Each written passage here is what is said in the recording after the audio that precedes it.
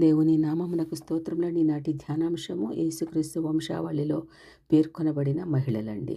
మొట్టమొదటిగా నీతిమంతురాలైన తామారు మొదటి భాగంగా నిన్నటి దినమున కొన్ని ఆధ్యాత్మికమైన విషయాలు దేవుడు మనకు నేర్పించినందుకు వేలాది స్తోత్రములండి. అందులో కీ పాయింట్గా మరి స్వయంగా యూదానే తన కోడలు నీతిమంతురాలని, నేనే తప్పు చేశానని అతను ఒప్పుకున్నాడండి. మరి ఈ దినమున మరికొన్ని మాటలు దేవుడు ఆమె గురించి నేర్పించడానికి ఇచ్చిన సమయంలోకి వేలాది స్తోత్రములండి. యూదా తామారు నందు పెరసును జెరహును కనెను. మత్తయి సువార్త 1:3 పెరసు కుమారుడు హెస్రోను. పిదప తరాల వారిగా అమ్మినాదాబు, నయస్సోను, షల్మాను, బోయాజు, ఒబేదు, యెషయి, దావీదు జన్మించారండి. యూదా నుండి కలిగిన దావీదు వంశంలో యేసు మరియ గర్భాన తామారు తరువాత 38 తరాలకు లోకరక్షకునిగా ఉదయించారండి. అందుకే రక్షకుడైన యేసుక్రీస్తు దావీదు కుమారుడుగాను, యూదా గోత్రపు కొదమ సింహముగాను పిలువబడ్డారండి. విశిష్టమైన ఏర్పరచబడిన స్త్రీ తామారండి. అన్య స్త్రీ అగు తామారు హెబ్రీల కోడలొకటయే ఆమె విశిష్టత అండి. దేవుడు ఆ స్త్రీని అన్య జనాంగము నుండి ఏర్పరచుకొని తన కుమారుడైన యేసు జన్మమునకు ఒక కారకురాలిగా ఆమెను సిద్ధపరిచారండి. ఆమె నిండు యవ్వనములో విధవరాలైంది. ఒకసారి కాదండి, 2 సార్లు విధవరాలైంది. అది ఎంతటి దుఃఖాన్ని కలిగిస్తుందో, ఎంత అవమానం కలిగిస్తుందో కదండి. బయటకు వెళితే మనందరికీ తెలిసినది విషయమే.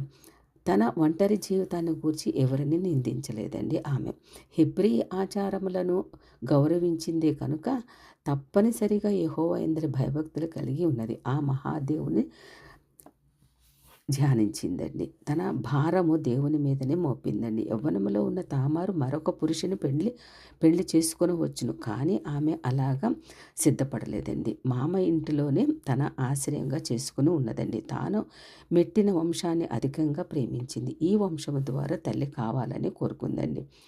ఆ వంశానికి వారసుని అందించాలని చాలా సిద్ధపడిందండి ఆధ్యాత్మికంగా. నిజానికి షేలా ద్వారా వారసుడు రావాలి, కానీ యూదా తలంపు వలన షేలాకు ఆ అర్హత లభించలేదు. యూదాకు తన కోడల ద్వారానే వారసురాలు జన్మించారండి.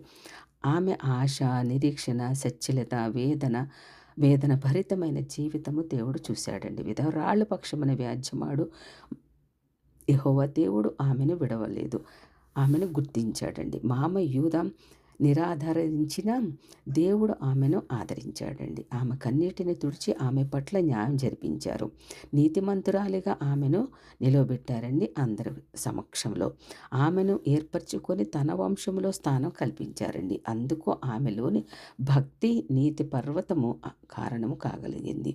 అన్నింటినీ మించి దేవుని దృష్టికి యథార్థాలుగా తామారు నిలిచిందండి.